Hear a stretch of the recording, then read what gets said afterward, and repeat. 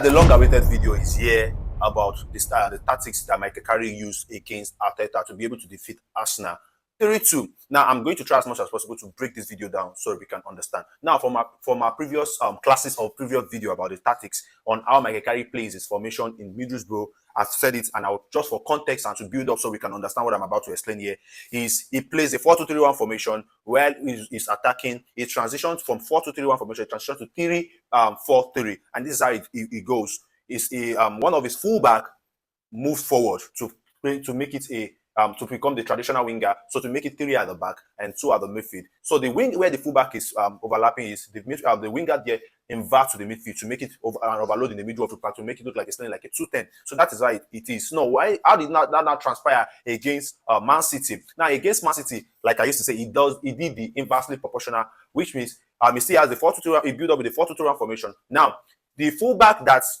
also overlap inverted to the midfield, which now retain the winger to play as a traditional winger. Now, instead of the fullback to be the winger, now the inverse happened. That why the fullback became the inverted midfielder, which is the person of Diego Dalot. I've explained that in my previous video. Now, how did he now play against Arsenal? Looking at the game he had against Man City, I'm very sure Arteta must have gone and look how Michael Carrick set up his formation in his former team Middlesbrough, and also how he played against his ex-boss Pep against Man City, which Manchester United were able to win 2-0. He will have want to understand that to know how he's going to set up his team. And we can see here with what is on my screen here is that Manchester United did the same thing. There's not the same formation, no different. Now, there were some twists. I'm going to give this kudos to Carrick. He's a tactical genius because twisting your formation in the field of play is not an easy thing to do. And being spot on with your substitution is not an easy thing to do. I'm going to use special credit to him. So let's dive in straight to the video now. Now, on what I have on my screen, Martinez became more of the dictator of play. He asked more of the ball. He was dropping those line-breaking passes. Now, a lot of us, when we had players going for AFCON and injury, there was the debate that Martinez would play as one of the pivot under the ex-manager Ruben Amorim because you know the kind of thing Martinez can offer.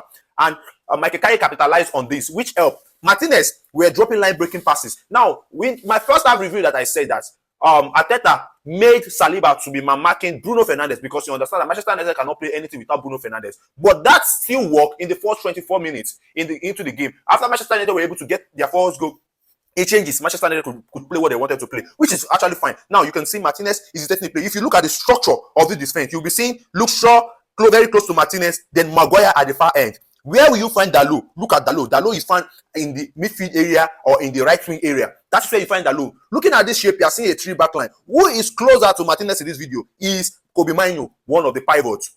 You get. Now let's check the second video. Now look at the shape when Arsenal is pressing. This is in the 28th minute when Arsenal is pressing. Look at the shape. You'll be seeing Dogu, Luke Shaw, Martinez, Maguire, and Dalot, which is giving you a back 5 while defending.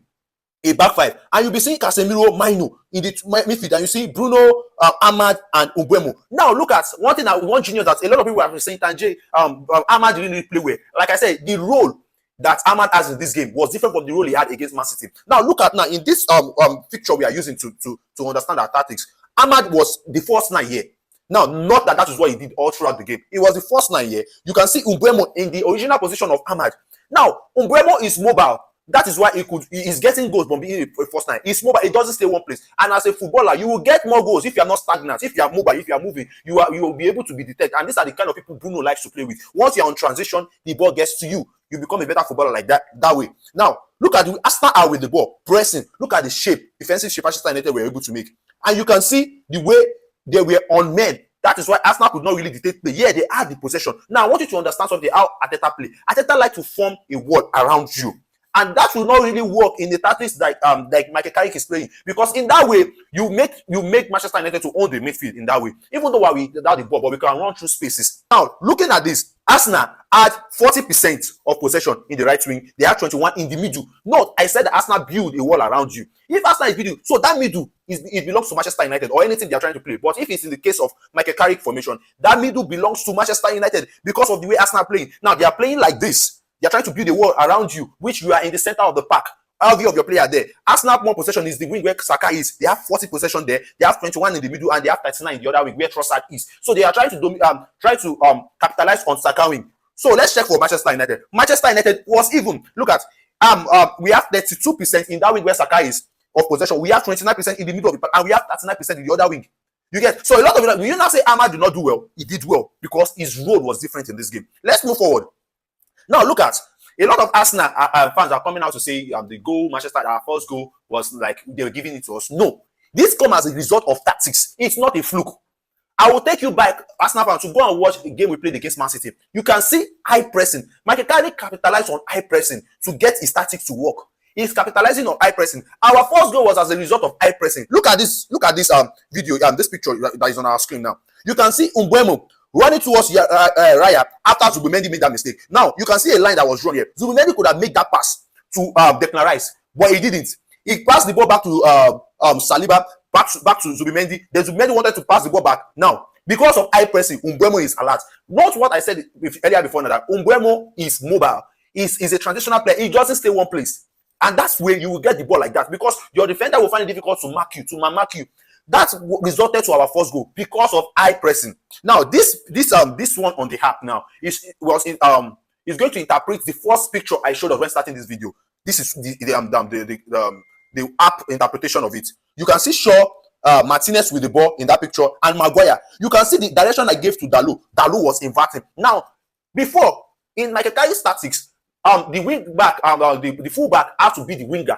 But in Michael Carrick, maybe because of the kind of player we have in our possession in Manchester United, what's it called? Dalot is inverting to the midfield, making Ahmad to be the wing back. You get, Ahmad play more as a wing back against Arsenal than as a traditional winger. Now, so let's move forward. So you can see this build up. Now, note in the first 20 minutes, this was happening in the 30 minutes. Arsenal were marking us. Arsenal had more of the ball. We could not complete pass in Arsenal third half, which is every possession we had was in our half. And who is in our half that could today play for us? That is a good passer that could drop a line breaking passes.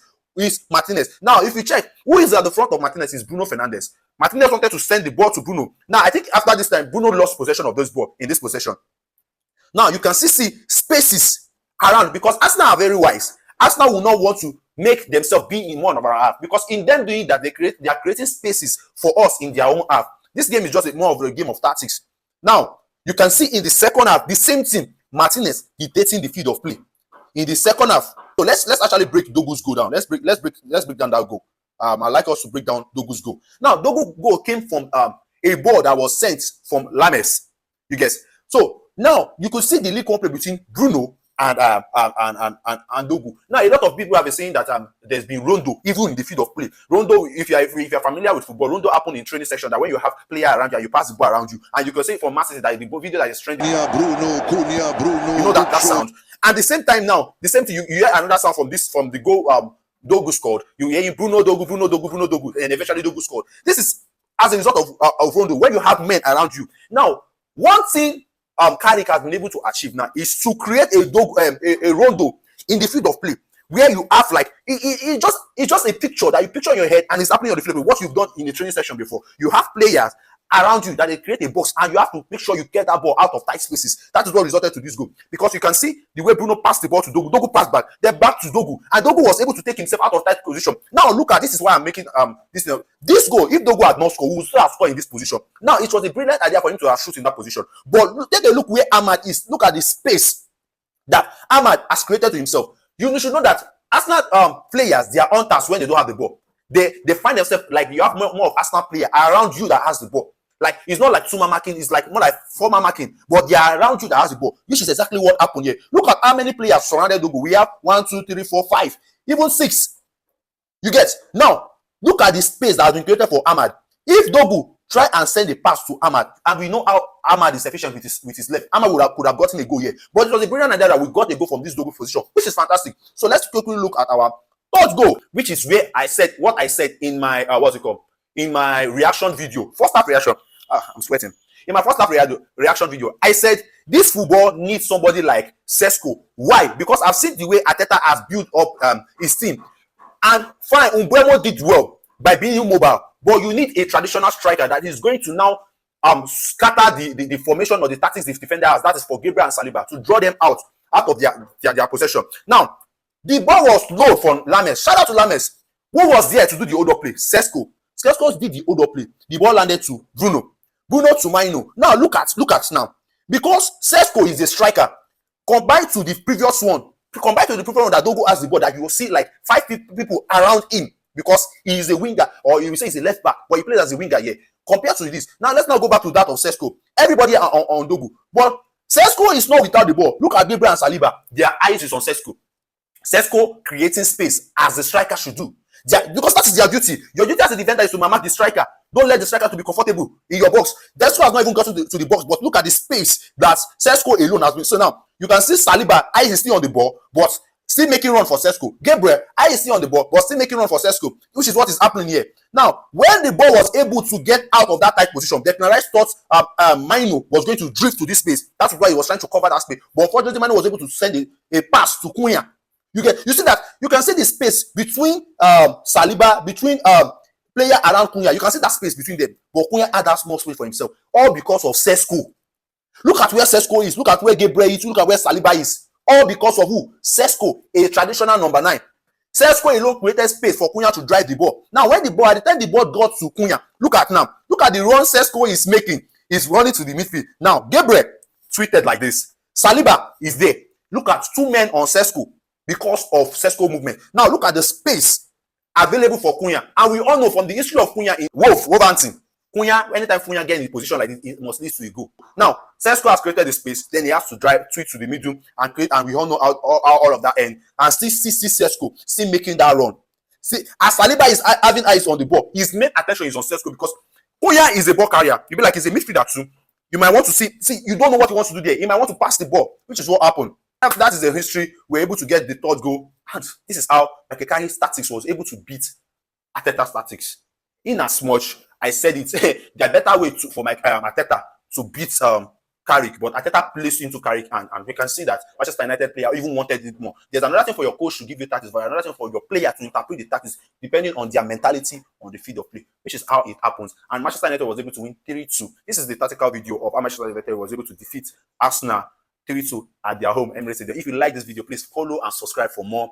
And let me see your comments in the comment section. Let me hear your views about this tactical breakdown. And I'm going to see you in the next one. Thank you for watching.